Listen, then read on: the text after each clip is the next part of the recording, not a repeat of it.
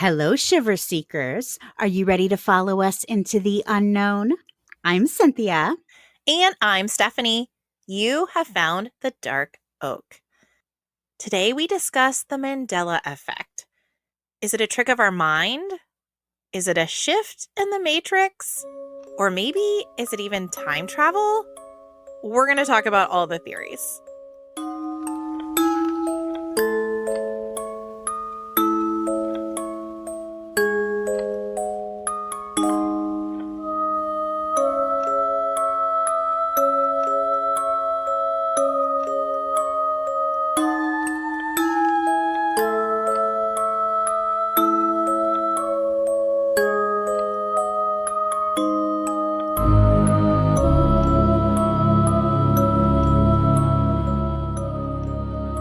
Welcome to the Dark Oak, the mystery podcast with purpose. Each month through our charity, the Branch of Hope Foundation, we give a portion of our earnings from our Patreon and our sponsors to a nonprofit organization related to the first episode of the month. To find out more, stick around to the end of this episode. Check out our website, thedarkoak.com, or head over to our Instagram, The Dark Oak Podcast. Well, thank you, Cynthia. Thank you, Stephanie. I am really excited for today's episode. Well, I've basically teased it 2 weeks in a row now because I also was clearly very excited. So it's nice to be able to finally bring this episode. Yes, I'm super excited because, one of my favorite movies of all time has a very popular Mandela effect in it. And so, as soon as you said Mandela effect, I'm like, oh, Silence of the Lambs. Silence of the Lambs. Yeah, so here's the deal. I brought quite a list, and it's going to be like a quiz day. I'm going to be quizzing you, and listeners, you're going to get quizzed as well. You're going to find out how many of these Mandela effect phenomenon have actually been affecting you, and we're going to try to set you straight. We're going to get you all straight here. I'm really excited to see how I fare in the quiz. Yeah, me too. There could be a lot of giggling in this episode. For anyone who doesn't like a lot of giggling, I don't know. Just maybe skip this one because I feel like we're going to have a lot of fun in this episode. You've been warned. And you know what? We bring some heavy stuff here at the Dark Oak. So I think a little bit of giggling from time to time, that's okay. And hey, can't we all use a little giggle right now? I will tell you, this is pretty serious stuff, though. There's the funny stuff of the, it's just wild and unbelievable, but there's also a lot of science that I go into as well. Like I said, this theory that there's quantum shifts and time travel, or is it these weird phenomenons in our brain? Anyway, it's really interesting. So I'm looking forward to sharing. Me too. I'm so excited to hear about it. But before you get into it, I just want to remind our listeners that we have a Patreon that we would love for you to check out. We know that you can't support every single podcast that you listen to, but if you are looking for a podcast that you would like to support, Stephanie and I would absolutely love it if you would check out our Patreon. Quite frankly, we've had to upgrade our equipment several times now, and those Patreon memberships help to fund that. So we give it right back to you. And what you can feel really good about is a portion of those Patreon membership fees go directly to our not-for-profit that we're supporting that month. So whatever nonprofit the Branch of Hope is sponsoring, and we're having a lot of fun over there. And it's super simple. There's a $5 tier and a $10 tier. They both give you an extra episode per month.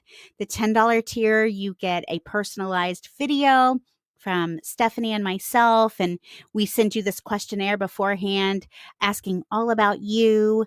And then we personalize that video for you based off that questionnaire. We're having so much fun getting great feedback on that. Check us out. We would love to see you over there on our Patreon. Yeah, absolutely. And anyone who has been listening for a while knows that Branch of Hope really is our little heartbeat here. Of course, we love covering mysteries and true crimes, but that Branch of Hope is really what gives us a lot of purpose. And by keeping our Patreon going and keeping our Patreon growing, we can keep that support going out to those communities that we care about. When we make the budget, that's always our first line item. That is what comes out first from anything that we make. And we want to make sure that we can continue to support these organizations in a way that makes a difference. So, like Cynthia said, we know you can't support everyone, but we would love if you would consider us if you have a few extra dollars. It would help us with some of our overhead, but it also goes to help these nonprofits and, give back to our community. So keep us in mind. That's right. Okay. Mandela effect. All right. I'm ready. Obviously, we've talked about this a few times, but we haven't gone into any great detail. So it sounds like you're familiar with the topic, though, right? I'm familiar. Yeah, I'd say broad strokes. I'm sure you're going to give me a lot of information I'm not aware of. But, the often misquoted movie lines or the logos that we all remember looked one way when in reality they look totally different. Those kinds of things. Am I on the right track? Yep. Boom. You got Okay. it. As a whole, the Mandela effect is a phenomenon where a group of people collectively misremember facts, events, or details in a consistent manner. And this is what makes something into the quote Mandela effect when a group of people, a large group of people, are remembering the same thing incorrectly. Now, the Mandela effect has been around almost since the beginning of civilization. So I have lots of examples coming your way, including historical examples, which were super fun to find. But incredibly, the phenomenon itself wasn't officially recognized until 2010, when a researcher named Fiona Broome coined the term. Now, the idea of false memories has been previously explored by psychological pioneers like Pierre Janet and Sigmund Freud back in the late 1800s and early 1900s. And in 1974, researchers Elizabeth Loftus and John Palmer conducted two groundbreaking studies in which they demonstrated that the use of language can shape false memories. In the first experiment, 45 participants watched videos of car accidents at different speeds, specifically 20, 30, and 40 miles per hour. They were then asked to estimate the car's speed, but the interviewer used a variety of verbs like smashed, bumped, or hit. And guess what happened? They followed suit. They did. The study revealed that the verb choice significantly influenced estimates. So subjects who heard the word smashed guessed a higher speed regardless of the actual speed. We are all such followers in reality, aren't we? Like our brains are so easily manipulated. It's scary. Truly. Now, in the second experiment, 150 participants viewed a car accident video and were then split into three groups where they were questioned about the accident. One group was questioned using the word smash, another with hit, and the third group wasn't asked about the speed at all. The participants were then asked if they saw broken glass in the video. And spoiler alert, there was no glass in any of the videos. However, those in the smashed group were more likely to falsely recall broken glass. Wow, that's crazy. Yeah. So this study revealed that question phrasing can heavily influence responses and implant false expectations, supporting the concept of false memory.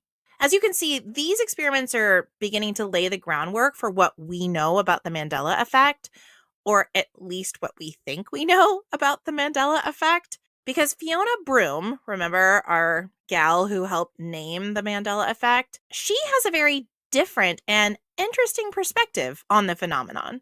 See, she is a paranormal researcher, author, and consultant.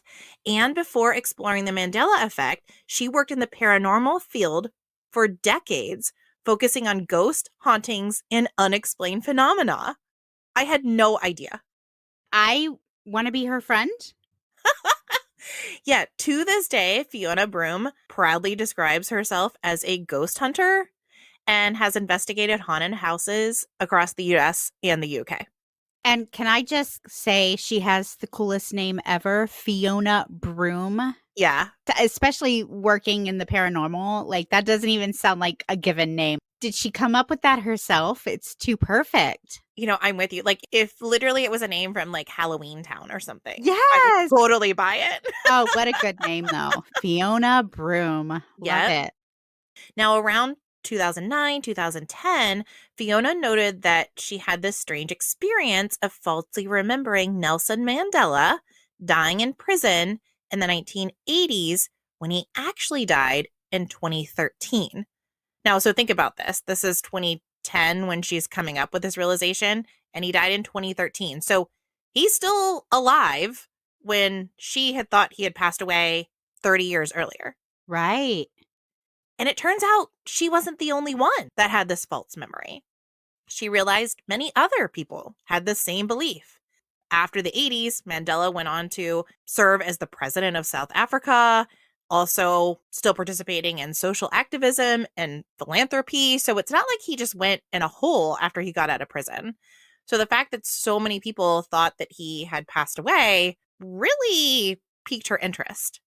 Did anything else happen that No. in the 80s that would have caused people to believe this? No. No. And in each of these different Mandela effect examples, some of them have explanations. So you can see how people would have gotten their wires crossed. No one is really sure why this one came into being, though. Because that's so strange that Isn't it? so many people believe that to be true when there was really no reason to believe that to be true. Right. Especially because he was so active afterwards. Like, that is so weird. Correct. Now, the last maybe 7 or 8 years that he was alive, he was not in the best of health. And so he didn't make a ton of public appearances. But still, that would have been like 2005, 2006 when he pulled back from public life. He definitely didn't pull back in the 1980s. Like I said, he Right. went on to be a president of a country. Yeah. So, More than 2 decades worth of very visible activity. Yeah, exactly. Now, while Fiona acknowledged there are psychological explanations, again, we don't exactly know this one, but we know, again, memories can be faulty. She felt that this was something more, something that could even point to alternate realities or time shifts. Okay, interesting. Right. So, towards the end of this episode, we will explore more of her theories about how the Mandela effect came into being. But first, I want to dive in by giving you examples of the Mandela effect. Okay. And I had to be a bit selective about these particular ones that I'm bringing to you on a podcast because it turns out many of these Mandela effect examples include visuals. So I'm going to pop a few on our social media page. So go to Instagram, the Dark Oak Podcast, because I'll have a few examples. I brought ones that I could talk about, in audio form. Sure. I also think we need to let everyone know, Cynthia, that you have been self-diagnosed with a case of aphantasia, which basically means your brain remembers images however it dang well pleases. So logos in your mind may appear different than other people's minds. So while I'm asking you how you remember things, I don't know. I don't know how your brain is going to interpret things. So I'm actually kind of excited about this too. I hadn't even thought of that, but ask me to explain any logo whatsoever, and I'm not going to be able to. Well, this is what I'm saying. I was like, I don't know that you would know the actual one or the Mandela effect one. Right. So Okay. No. All right. Let's see how it goes. I'm going to fail. This is going to be very interesting. So I know we've already talked about Nelson Mandela, but I will go over it a little bit here. People vividly remember him dying in prison in 1980s, including details like news coverage of his funeral. People remembered like specific details of his death. But as we've said, in reality, he was released from prison in 1990, went on to be South Africa's president, and died in 2013. And again, we were never able to figure out what triggered this particular false memory. It's possible it was just confusion with other political events, but we don't really know on this one. That's wild. Okay, next, let's herald back to our favorite books of the 80s and 90s. And I'm not at all upset to admit it's a current favorite of my 8-year-old, the Berenstain Bears. Yes. Okay, Cynthia, how do you spell Berenstain? Oh my gosh. Okay. I need to write it down. Let me see. B-E-R. Hold on. Give me a minute. B-E-R. Enstain? Okay, well, you are the very small minority who has spelled it correctly. Really? Most people will like take you to the mat believing that Berenstain was originally spelled Berenstein as opposed to AIN, which is the correct spelling. Well, and I went back and forth between the two spellings, but I decided in that moment that if it had been EIN, we probably would have pronounced it Berenstein. So I went with the stain. Okay, fair enough. Fair enough. And as almost everyone knows, Berenstain Bear books were named after the authors Stan and Jan Berenstain. Now, researchers have explained this one by saying that the STEIN suffix is much more common in names, Sure. meaning that people had just misremembered it. But I'm telling you, people will like die on the hill that it was originally spelled STEIN. Yeah. I can see that because the EIN does make a little more sense just with what we normally see. Right. Okay, next. Okay, I got one. Woo! Okay, question. Does the popular character known as Rich Uncle Pennybags in the game Monopoly wear a monocle? Yes. No. No. Really? No. Really. He has never worn a monocle, Never ever. worn a monocle. No, but in your head, he's wearing a monocle. And he's holding a bag of money and wearing a monocle. I can see him with his mustache. And I think he's wearing like a top hat or something, maybe. Yep. No. No monocle. No. Okay. Now, researchers have said many may associate monocles with wealth and like old fashioned characters like Mr. Peanut, who does wear a monocle. Yes, yes. So maybe you're like confusing the two. But yeah, no monocle for Rich Uncle Pennybags. All right. Got me there. Okay. Okay. Star Wars. You mentioned that to me earlier. Yes. I do know this one. You do. Okay. I'm going to ask the question for our listeners. In the movie, The Empire Strikes Back, Darth Vader reveals some news to Luke. Please recite the line. So here's what, if I did not know the answer to this, okay, I'll be honest. If I did not already know the answer, now I haven't seen all the Star Wars movies, but just from pop culture, I would have said that Darth Vader says, Luke, I am your father. That's what sounds correct to me. I know that is incorrect. What is the actual line? He actually says, I am your father, right? He says, no, I am your father, is what he says. So yeah, you were very close. Yeah, there is no Luke in that quote from the movie. Researchers have said the incorrect yet more dramatic misquote flows better in casual conversation, which has led to its widespread misuse. But yeah, most people, even when they watch the movie, they don't realize that's not what he says. And again, I haven't seen the movie, but if you ask me, it's what he should have said. It just sounds better. Of course it does. Of course it does. Much more dramatic. That's right. Okay, I'm going to give you two options on this one. Okay, I'm having fun. In the 90s, a genie movie made an appearance. Was the movie A, called Shazam, starring comedian Sinbad as a genie, or B, called Kazam, starring Shaquille O'Neal as a genie? Okay, I'm going to say this is a trick question, and it's C, both. Because I remember both of these movies. Okay, well, it is not C. One of them. Really? It's I'm going to go not with A. a movie. Okay, A is the right movie then. Okay, so you believe it is Shazam starring Sinbad.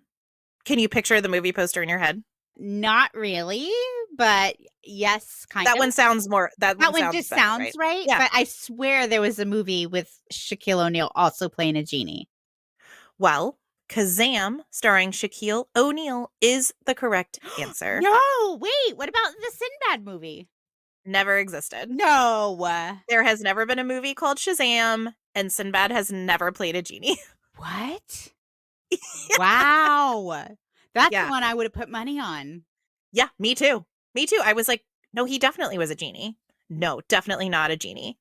Wow. Researchers say that since Sinbad starred in other 1990s children's films and a preview for Kazam appeared on some VHS tapes, it led to us blending memories. But I don't know about that one. I mean, I can picture Sinbad as a genie, like wearing the hat. Yeah, that's wild. I feel like I've seen that movie. I feel like I've watched that movie. So does almost the rest of the country, Cynthia. So we've all watched this movie that never existed. Oh my gosh. Okay. That's a good one. All right. This one you may be familiar with as well because it's like the ultimate. It's also my personal favorite. Please describe the Fruit of the Loom logo. Oh gosh. Okay. There either is or is not a cornucopia. We remember fruit. the controversy. I remember the controversy. If you were to ask me, I would tell you, based on memory, buying underwear with my mom when I was a little kid, there was a cornucopia filled with fruit. It's what I remember.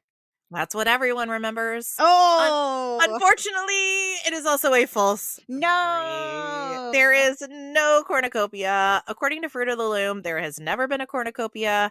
I am definitely team cornucopia. If there was ever a time when I was like, okay, the Matrix is real, it's thinking about this Fruit of the Loom cornucopia. There was definitely a cornucopia. Definitely a cornucopia, right? There's absolutely a cornucopia. Somebody is lying to us if they're telling us there never was. Was there a cornucopia in some other underwear? Underwear? That's what they make, right? Underwear? Like underwear? Yeah, like undergarments. Yeah, undergarments. No.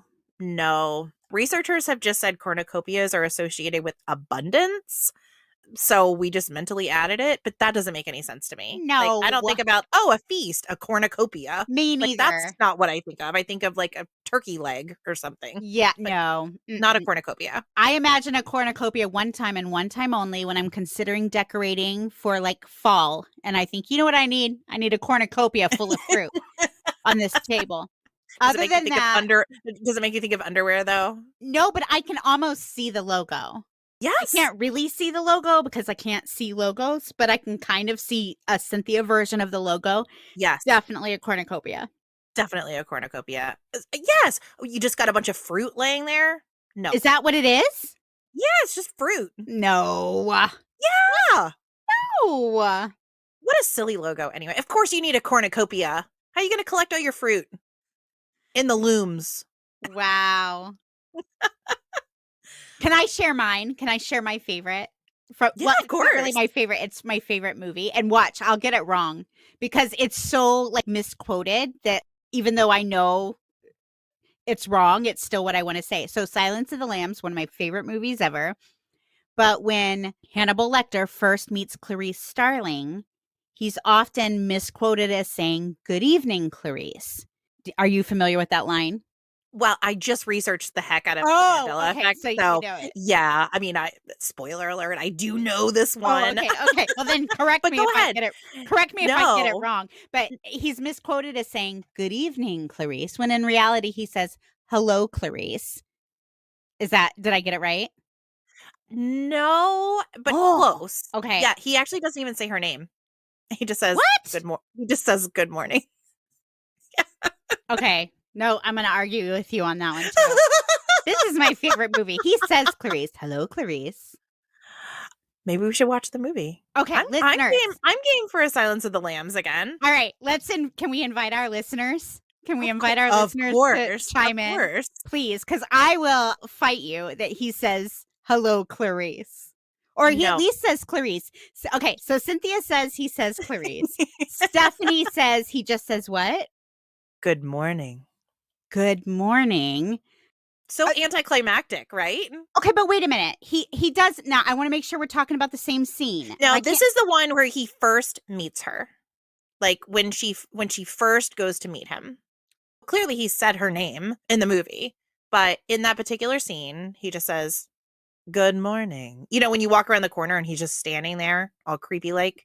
Okay, well then maybe we're talking about different scenes because I cannot tell you if it's the first scene or not, but I do know there is a scene where he says, "Good morning, Clarice."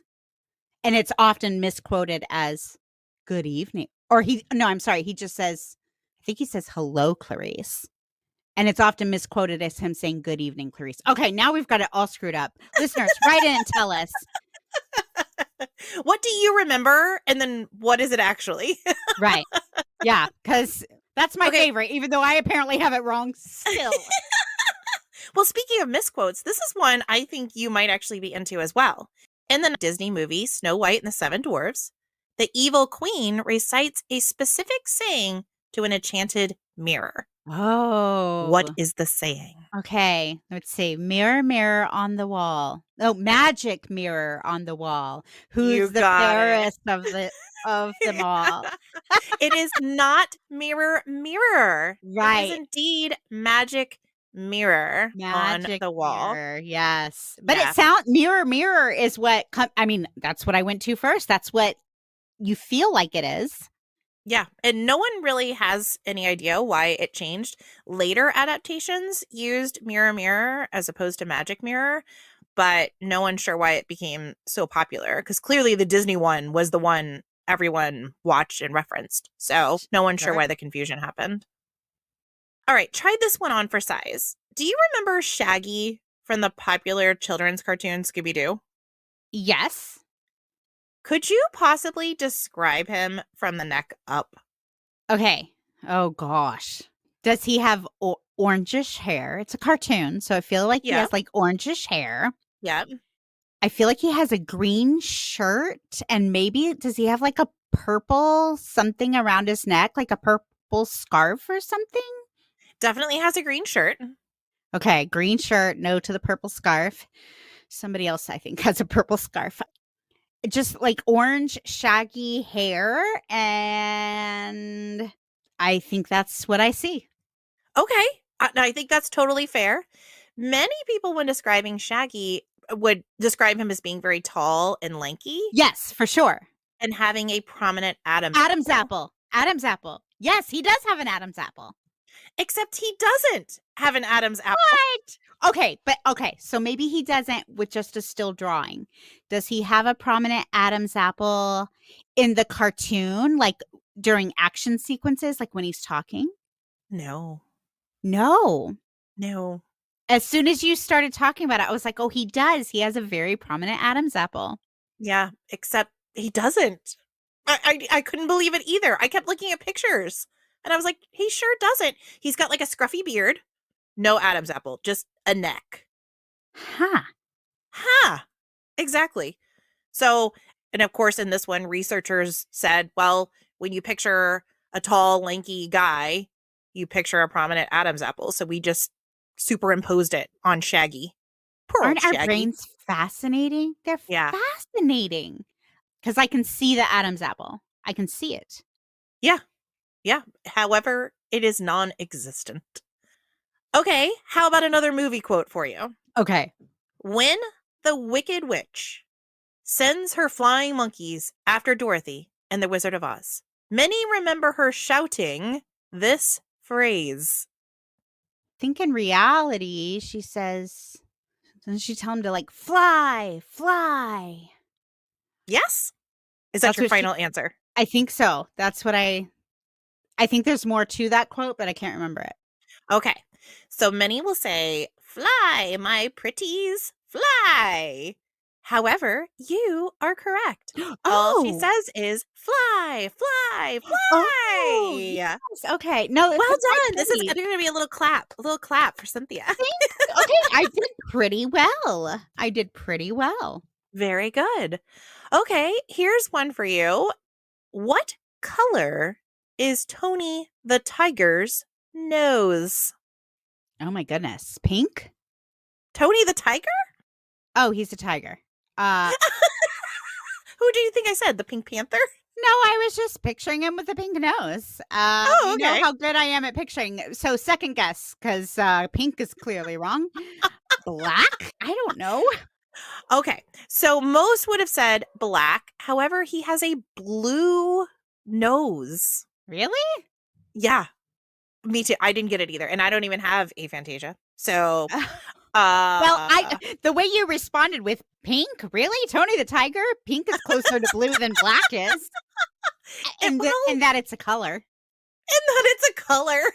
I know, but I mean, it's like a dark blue. Like, I would even accepted purple, but pink? I mean, I was maybe. thinking of a little kitten. That's what I was thinking of. I was thinking of like a cat. He's great. Blue nose, I'm going to have to look him up. All right. I think this one might be too easy. However, it is a commonly confused one. Is it Jif peanut butter or Jiffy peanut butter? Okay, I know this only because it's the only kind of peanut butter my oldest son will eat. I want to say it's Jiffy. That's what I want to say. That's what I would remember, but I know that it's Jif. Yes. So many people call it Jiffy. Researchers say that Jif and Skippy peanut butters have been combined to create Jiffy, but Jiffy does not exist, only Jif. Yeah. So well done. Well done. All right, here's a fun one. Tom Cruise in Risky Business. If you were to recreate his outfit, what would you wear? Okay. So I do believe I know this one, and I don't even know how I know it. I think if I were just going off of memory, I would put him in a white button-down shirt and a pair of tidy whities, right? Or maybe is he wearing boxers? I think he's wearing boxers. Yes. However, in reality, he's wearing a pale pink shirt. The shirt is not white, if I do remember correctly. Well, it is a button-up. It is a button-up shirt, button-up, though. but it's a It is a button-up shirt. pale pink It's a light color. Yes, light colored button-up button-up shirt. And the and boxers. and the Yes. boxers. Oh, and socks, like And socks pulled up. socks. Yes. And I feel like there is a tie involved, maybe around his head. Is there a tie around his head? No tie, but there is another possible accessory Mm. that many remember, which may or may not be there. Oh, what I've described is all I remember. Okay. Pass. Oh. Many would describe him as also rocking a pair of sunglasses.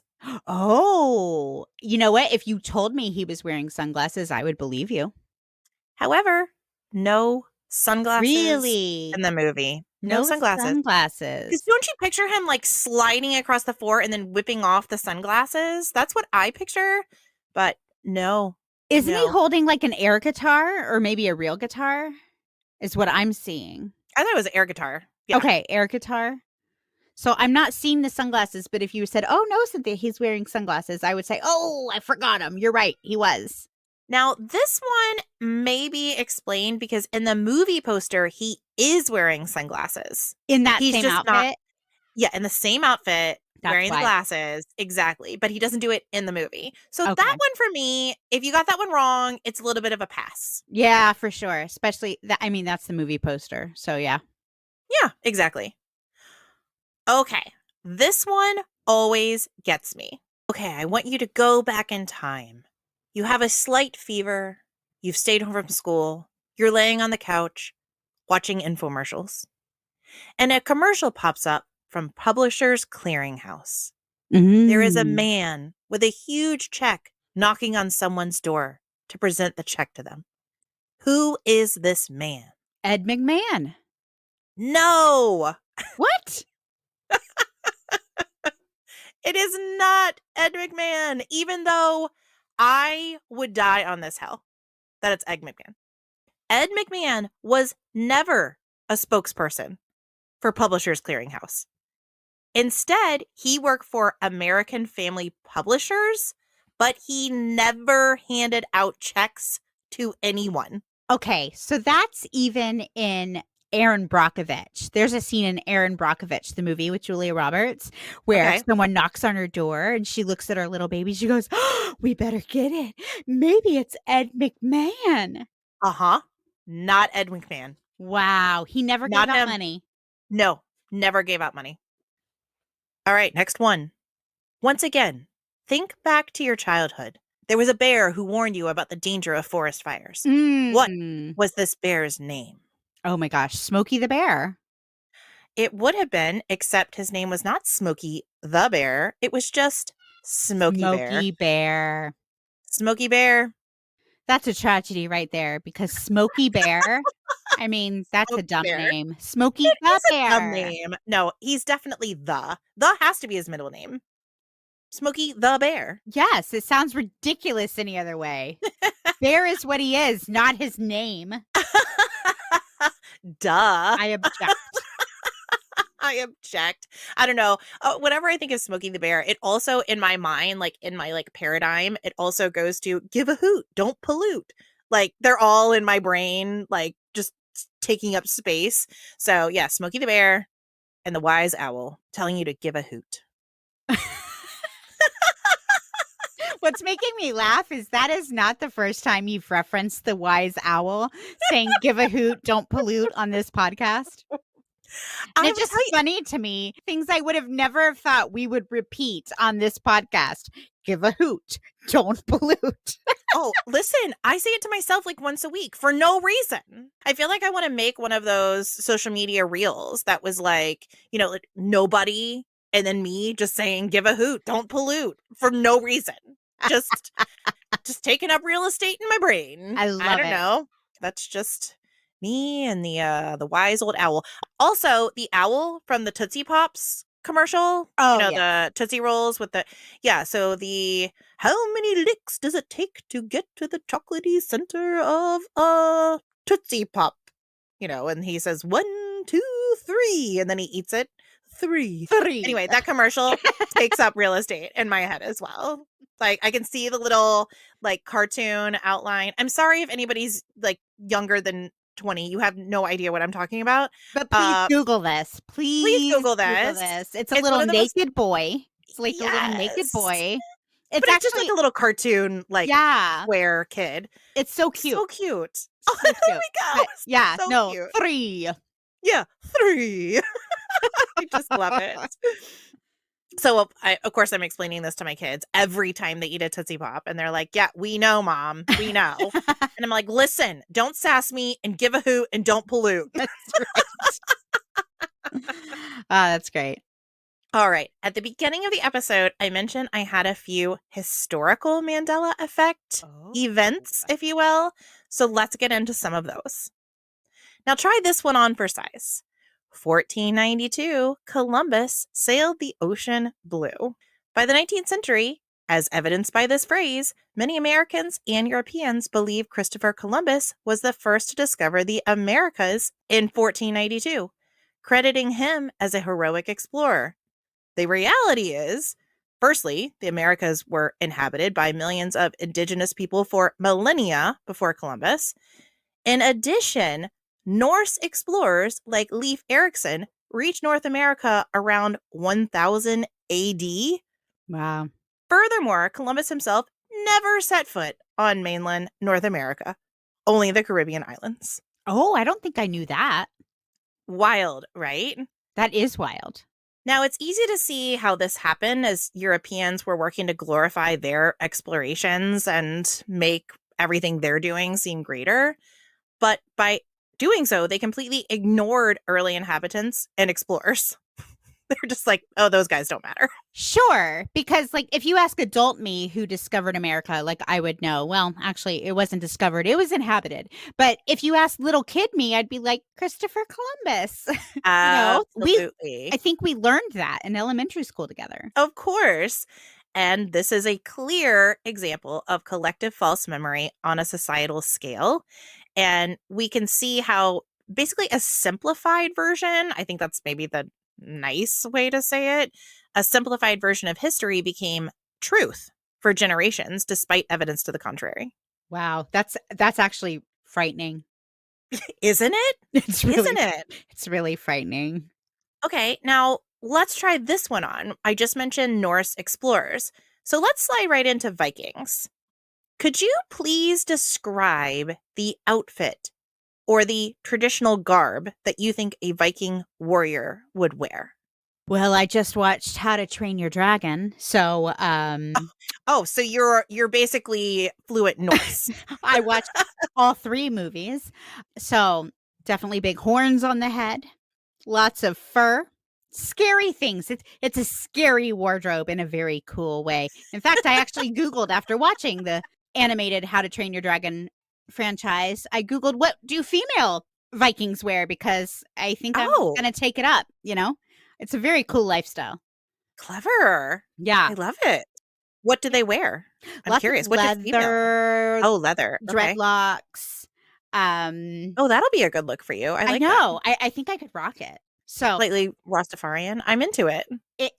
but a little like, I don't know, a little grunge, but very, very cool. Very sexy. Not showering is always so, what a turn on. What a turn on that is. You got to really commit. You got to commit.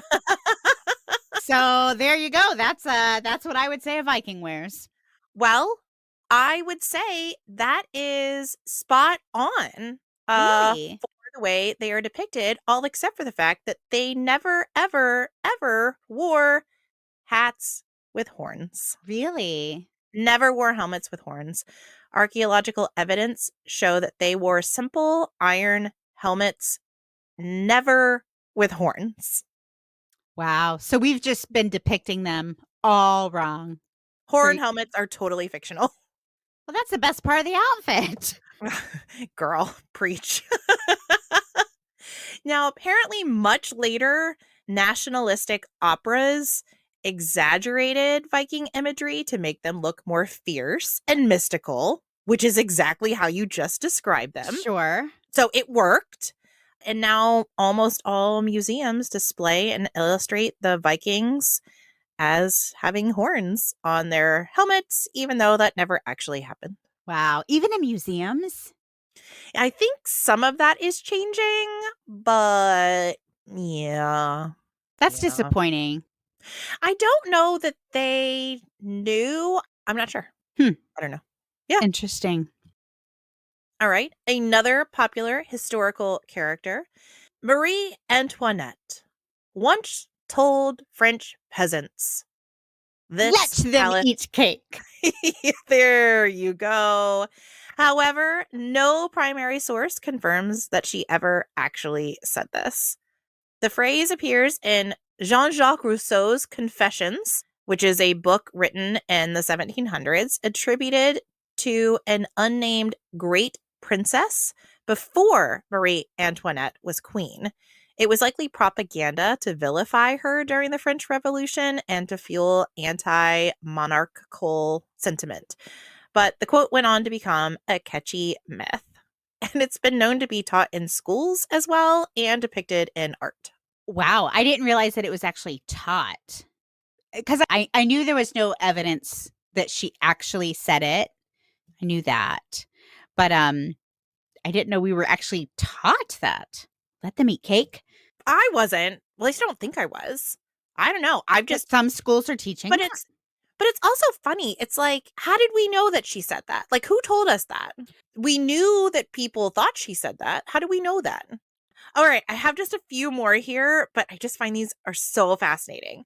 Okay, let's talk about the Napoleon complex, right? That's something Yeah. we talk about all the time. It's a readily used phrase to describe a man who may have short man syndrome. And this is a popular belief that shorter men may compensate for their height by exhibiting aggressive, domineering, or assertive behavior. And the idea is this phrase was contrived due to Napoleon Bonaparte, who was exceptionally short, but constantly seeking power and glory via aggressive military endeavors. Most of the time, Napoleon is described as being 5 feet tall or less. However, the reality is that Napoleon was about 5 feet 7 inches tall in modern measurements, which would be average or slightly above for his time. Really? Oh, I did Yeah. not know that. If you'd asked me it, I would have told you that he was a short man, short in stature. Yeah. I mean, I mean, how that's could the you whole not? point. That's the whole It's point. Napoleon complex. Exactly. Now, the idea behind this Mandela effect legend is that Napoleon's enemies exaggerated his smallness to diminish his power, and the myth stuck in popular culture. Oh, okay. I think you will particularly love this last one. As we know, witches were burned in the stake in Salem, correct? I thought so until today. I feel like you're about to throw me for a loop. I actually had family members on trial. Oh, Like literally really? put, oh yeah, and found guilty. We were not burnt at the stake, but we were found guilty for being witches in Salem. I need to know more about this. All I know, we learned this through like deep genealogy. Later, we learned that the convictions were reversed and they were released. Nobody was executed, but yeah, I think there were 3 of them. Okay. Well, that's positive. I'm glad they I'll go weren't with burnt that. at the stake. But I'll go with that. were witches actually burnt at the stake? It turned out not one witch was ever burned at the What? stake in Salem. Not one. Not one. What? Of the 20 accused women that were executed, 19 were hanged, and one named Giles Corey was pressed to death. Yes, I knew about that. And Really? that's Nobody it. was burned at the stake. Not in Salem. No, burning was more common in Europe, like the European witch trials, not in colonial America. Well, maybe that's why my family wasn't executed because we weren't doing that here. Wow.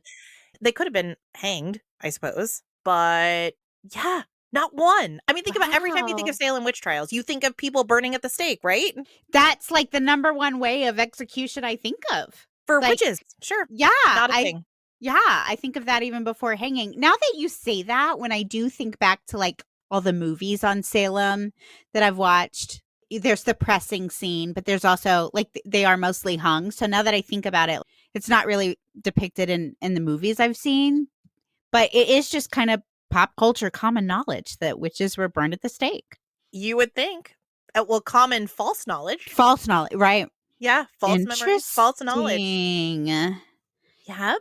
Now, I have explained that the Mandela effect is mostly attributed to the fallacies and flaws of the human memory in combination with memory distortion, social and cultural factors, and flat out misinformation and false news. However, remember our favorite ghost hunter, Fiona Broome, the one who named the Mandela effect? Well, she pretty much rejected the idea that this was just due to quirks in our brain. In her mind, the only explanation is either alternate realities or parallel universes. Well, for some of them, that makes the most sense. Like, for instance, Mandela dying in prison and people remembering, for a group of people to remember the same televised event and moments during this televised funeral Isn't that that never wild? happened. Like, Isn't that everybody's wild? remembering the same thing. I can see how, like, the movie quotes and stuff gets misquoted because one person misquotes it. I mean, how many times has Luke, I am your father, been misquoted over the decades? Like, so many, right? So even me, who's never seen the movie, I would tell you that's the line. I see where that happens. But some of this stuff I think can only be explained by alternate realities. It's the cornucopia for me. Oh, cornucopia. Somebody's lying to you. Somebody over there is lying to you. I'm telling you, they're just getting their kicks, being like, "Let's tell them we never had a cornucopia. Burn all the previous logo." That's the one. I'm like, no. Like, there was a cornucopia for sure. Here's how I know there was a cornucopia. I don't care what anybody says. Listen, I know there here's was how a I know. cornucopia. Here's how I know. Because I don't like remember a specific time. I don't know if we only ever bought Fruit of the Loom undergarments or if maybe that's just what was common, like you would see it, or commercials perhaps. Yeah, I think so. I remember a cornucopia from my childhood, like young childhood. I didn't know what a cornucopia was during my young childhood. It's not like you're learning what cornucopias are at this young age. So for me to like remember that from my childhood before I even knew what it was, the only other time you would see a cornucopia is in like a depiction of like one of the first Thanksgivings. And honestly, I have a picture of it in my head, and other people have drawn it from their own memory, and theirs will look just like my memory. Like, That's how do you because explain that? they're lying, Stephanie. They're lying. I'm telling you, there was a cornucopia. I don't care Well, what they tell us. Well, if you're going with Fiona Broome, she believes these shared false memories could result from people experiencing events from different timelines or realities that intersect with our own. And at one time, she did go on to cite things like the multiverse or quantum physics, stuff that quite honestly I do not understand. So I'm not going to go into that. Don't worry. In 2009, in order to continue her explanation of the Mandela effect, she went on to launch her own website named MandelaEffect.com, where she encouraged discussion about shared misremembered events. But I will tell you, because of significant criticism and online harassment for her views, she had to take the website down in March of 2023. Really? So many people were against her. I don't want to call it an out there theory, but any theory that's alternative to false memories, In like 2023, we're still getting upset about other people's weird ideas. apparently so Wow. much so she had to flat out take the website down. There's a placeholder right now. However, her website is gone. That's sad. Yeah, she later went on to create a YouTube channel as well, but unfortunately, I was not able to find that either. What a bummer, because I would absolutely be heading over there, like looking at all this stuff. Well, Cynthia, you are in luck Oh. because I, of course, couldn't stop there. So I found another YouTube channel called the International Mandela Effect Conference, or the Oh. IMEC. And from what I can tell, this channel is run by a group of people who are dedicated to researching the Mandela effect and its connection to quantum theory. So this is all the stuff that Fiona was talking about, all these alternate realities and time warps and skips and wormholes, all that kind of stuff. So they're totally into that. And without getting into the weeds, so here's my 30 seconds of quantum theory, just because I feel like I need to explain something about it. Please do, because I have no idea what it is. Well, here's the deal. I'm going to read this to you, and I still have no idea what it is, Okay. but at least I've said it. It's Okay. out there. I've said it. Quantum theory, particularly the concepts of superposition, entanglement, and what is called the many worlds interpretation, suggests that particles can exist in multiple states or that multiple universes with different outcomes might coexist. Okay. So I interpret that as there's multiple universes that you and I are alive on. And in this particular one, we have a growing podcast and we're living the lives that we're living. But maybe in another one, I'm a star on Broadway. And in another one, this happened. And another one, this happened. And in one of them, there is a cornucopia in the Fruit of the Loom logo. This would be my interpretation as well. Please do not ask me to elaborate any further. I will take no questions. I mean, okay, so how do they cross over though? Why, if in this, I guess, universe, there is no cornucopia, why do we remember it? I am going to need you to go to the International Mandela Effect Conference to find answers and then bring them to me, Cynthia. Field trip. I'm down. I'm down. You know what? Here's the thing. It's out there and I kind of love it. What a cool idea, right? Yeah. Now, here is the introduction, I guess, to IMEC's YouTube page, which I highly suggest. If you are interested in this, please go. They're pretty cool. Well, from what I could tell on a YouTube channel, but it's this panel, anywhere from 2 to 5 hosts, and they pop on and they talk about weird things happening in our universe. So things that just don't seem to fit, things that just seem out of place, they talk about it. And they talk about how it would fit into the Mandela effect and how it would fit into this time warp, time shift. So it's kind of cool. It's also just interesting to watch and see all the weird things that happen on our planet. I think that's kind of fun, all the weird, quirky things. Yeah. But I want to give you their intro to the YouTube channel. Quote, "At this time of humanity's potential great awakening, we, the International Mandela Effect Conference, unite in mission to inspire, empower, and unify all curious observers. Through the evidence presented as the Mandela or quantum effect, we bring into this phenomenon's own alignments, truths which have proven themselves timeless in all religions, spiritual practices, and scientific findings. Together we go, together we grow. End quote. Okay. So there you have it. I have it. There you I have it. probably need to read that about 4 more times to like really fully process everything that intro is saying. And now we are quantum physics scientists. Okay.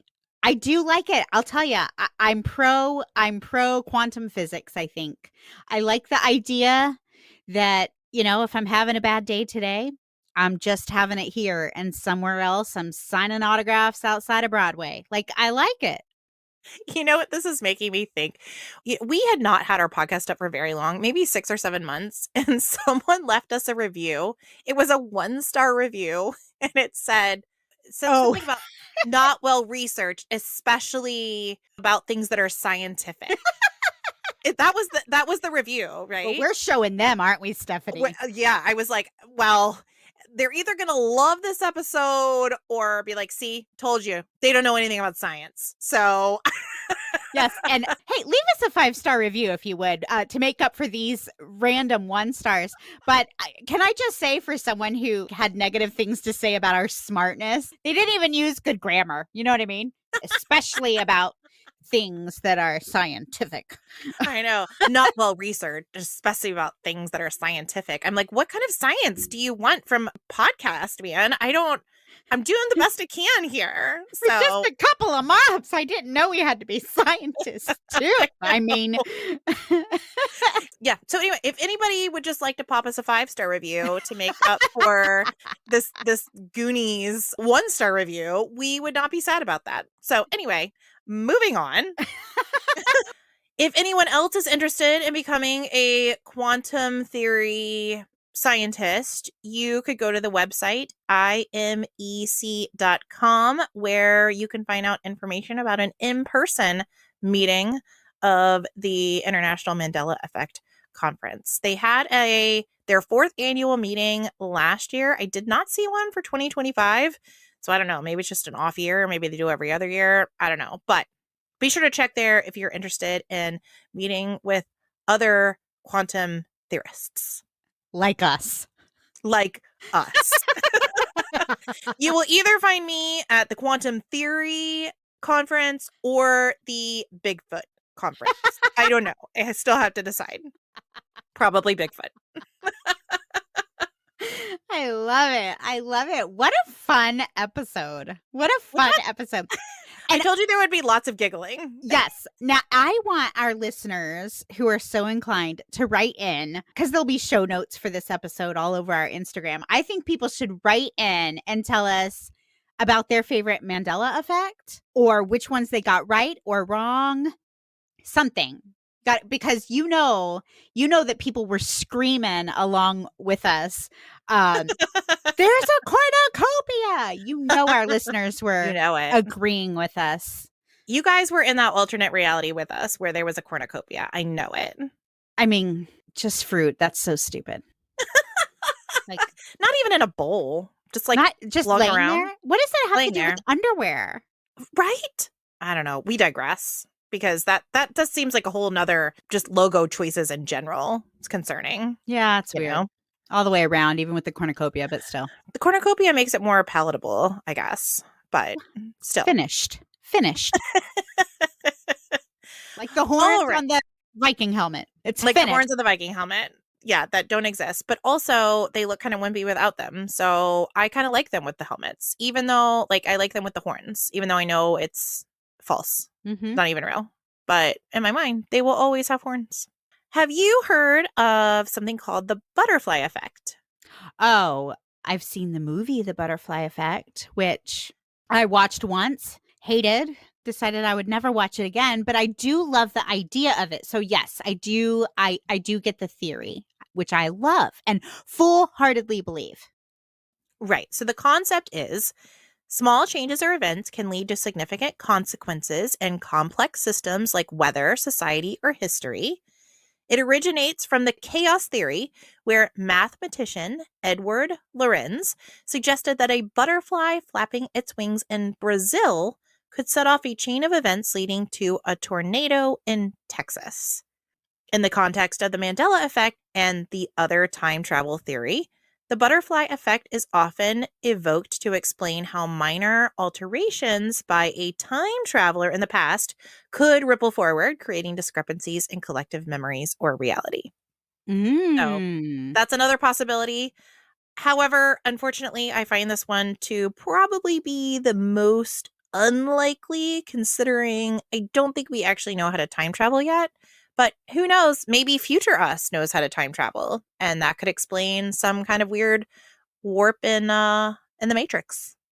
Okay. Yeah, I can get behind that. So, as you've seen, we have talked about the Mandela effect in a very lighthearted way, but there also could be a dark side of the Mandela effect. I'm just going to name a few very quickly here because I think it's important to talk about the negative side of it. And even one or two of them you mentioned, like, that's frightening, that's scary, especially when it comes to historical things. So I think it's important to talk about that just briefly. Now, the first downside would be creating a genuine distrust in reality. In the Berenstain Bear example, many, again, swear the book series was spelled Berenstein, not AIN. And this match could lead to individuals questioning their entire perception of reality. Like, why am I remembering this so wrong? Like, why are we remembering the cornucopia? Almost like gaslighting yourself. Yes. So to test this, I actually went to Twitter's AI program, Super Grok, to see if I could get any insight on social media because Mandela effect has been talked about for quite a while. So I thought, well, let me let AI get on it and see if I can find anything that it could pull from Twitter itself. And it said X, so Twitter, has reported people describing feelings of disorientation or fear that their memories were wrong after learning the truth about the Berenstain Bear books. Hmm. There's also the presence of conspiracy culture, like, does this prove the parallel universe or timeline shifts exist? And if it does, could that parallel universe being controlled by someone or something? So people are just going down rabbit holes. Yeah, well, how can you not? Really? If you want to. I mean, I think it's fine to stay surface level, but it could possibly be used in a negative way. For instance, it gives the opportunity for manipulation. Let's go back to the Fruit of the Loom example. You could see how brands might subtly alter their logo to, like you said, gaslight customers and maybe make them question marketing schemes. Yes. And that example makes more sense to me than the Berenstain Bears, just because I would say Berenstain Bears are a children's, a children's series. I wouldn't be that disturbed by the fact that I misremembered how to spell Berenstain when I was a child. You know what I mean? Like, I wouldn't be that bothered about that. You know what? I will tell you, that is one of the most quoted disturbing Mandela effect ones. That wasn't a big of a deal for me either. However, we're in the minority. Most people are highly disturbed by this Berenstain Bear book situation. Really? Okay. Yeah. It's interesting to me because when I was 7 years old reading Berenstain Bears, quite frankly, I probably wasn't paying any attention at all to whether it was spelled with an E or an A. So I Yeah. wouldn't have been able to tell you. Interesting. Well, I will tell you, your peers were paying attention, Cynthia. I guess so. Well, it's because I'm not very scientific. I just didn't care about things like spelling. 1-star review. Sorry, I apologize. But that I can see, like, with the logos and stuff, like any form of gaslighting is disturbing. So whatever we're trying to convince people they got wrong when they really didn't, that's, of course, all kinds of terrifying. Sure. There's also the idea of cognitive fragility. And this is a concept we have discussed multiple times over the past years on this podcast.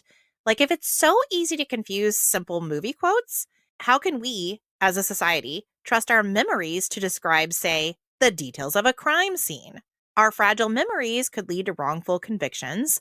And unfortunately, we know this happens. How many cases have we covered where eyewitnesses have been wrong? Oh, sure. Well, and just even in recent years, I have realized about myself that I have some very, very vivid memories, right? I remember them so vividly of things I didn't even witness. I could tell you where I was standing, where I watched it happen.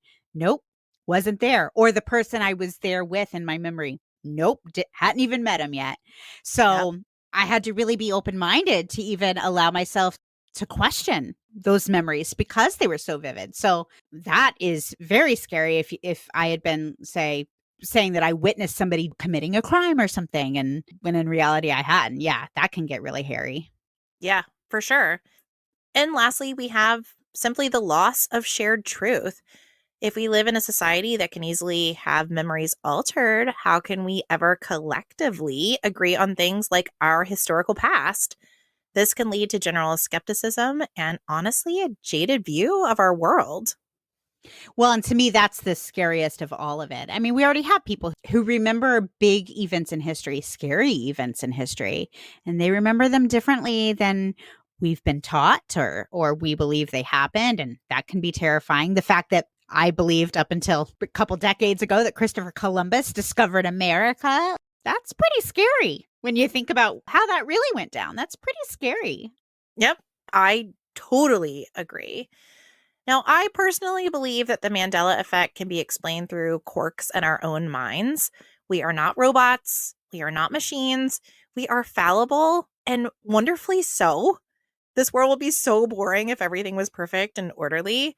And while it could possibly be used in a negative way, the Mandela effect can also serve as a way to spark curiosity, encourage fun discussions, and give us a glimpse into our awe inspiring, fantastic brains. It is really fascinating. And for me, I guess that's why I wouldn't get too mad at myself for misremembering a non-existent cornucopia or whatever they're trying to make me believe because, I am aware I'm a human being who's fallible and It is hard though when you feel like you have a core memory and someone's telling you it's not true though. It's very unsettling. yes, I'm with you. It's fascinating too, though. It's fascinating. I can't I even think agree. of an example. Like, I mentioned I have these really vivid memories.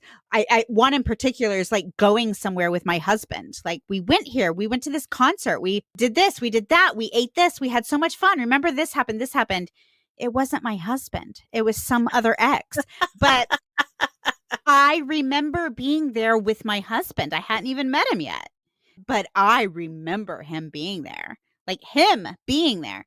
So, but that's so fascinating. It's so fascinating to think, wow, I have placed you there when you were not there. That's Yep. wild, but it's Yep. fun. Yep. Yep. Yep. So that, and I guess a pretty large nutshell, is the Mandela effect. I love it. It's fun. All right, guys, let's talk about Branch of Hope. This month, we are sponsoring SPARC, SPARC. SPARC stands for the Stalking Prevention Awareness and Resource Center. SPARC works towards informing the public and our lawmakers about the dangers of stalking and works to create laws to help prevent it. They also help to spread awareness about help centers for victims of stalking, and they even host a National Stalking Awareness Month in January. So if that is something that speaks to you, be sure to remember that in January. According to SPARC, stalking impacts nearly 1 in 3 women and 1 in 6 men in the United States. That's crazy. Isn't that Those numbers insane? are so high. Yep. And their logo is to help the helpers. So they're there to make sure that the victims service providers, including domestic violence shelters and rape crisis agencies and law enforcement and other places where stalking victims come for help, have the proper support and training and resources they need to better respond to those victims and survivors, which I think is so cool. They provide in-person training, online training, information sharing, changing verbiage about how we talk about stalking to make it a more empowered language. just all the good things. So we're so pleased to be able to sponsor them. If you are a victim of stalking, they encourage you to reach out to Victim Connect, which we have actually sponsored in the past as well. They are excellent advocates to get you connected to counselors, to get you connected to an attorney, to get you connected to someone who can help you in your individual journey. So we also encourage you to reach out to them if you find yourself in this really horrible situation. And as I just said, 1 out of 3 women. You guys, this is a big deal. This is a big deal, and we need to have more awareness. So I'm so pleased that Spark is making a difference and that we can help them. Absolutely. Yeah. Very excited to get behind them. For sure. Well, guys, thank you so much for joining us. I know this one was a little bit more lighthearted, still a mystery, but hopefully you had some fun playing along with us and you learned a little something too. That's right. Don't forget to let us know how you fared on the Mandela Effect quiz. Yeah, and check out some of those Mandela Effect visuals that I'm going to pop up on our Instagram account as well. Check those out and see what you think. Absolutely. All right, we'll catch you next week. Join us next week for more thrills and chills. Bye. Bye-bye.